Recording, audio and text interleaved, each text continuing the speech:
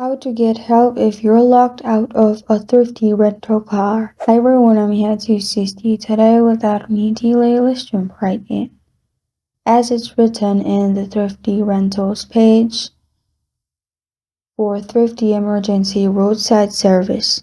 If you have purchased premium emergency roadside service, you may call Thrifty Emergency Roadside Service at 800-654-5060 to request the lost key service at no charge.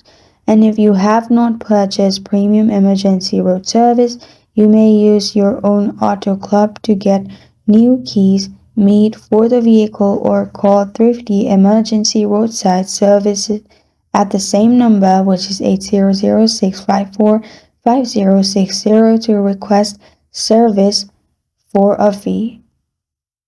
And if you're locked out, you can call the same number and ask them for help.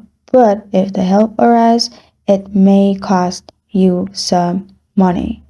But if you had purchased premium emergency roadside service, you won't have to pay anything. And this is how to get help if you're locked out of a thrifty car rental. Thank you for joining me today. If this video helps you out, please leave a like and subscribe for more. Got a question or want to suggest a topic? Comment below. Thank you for watching.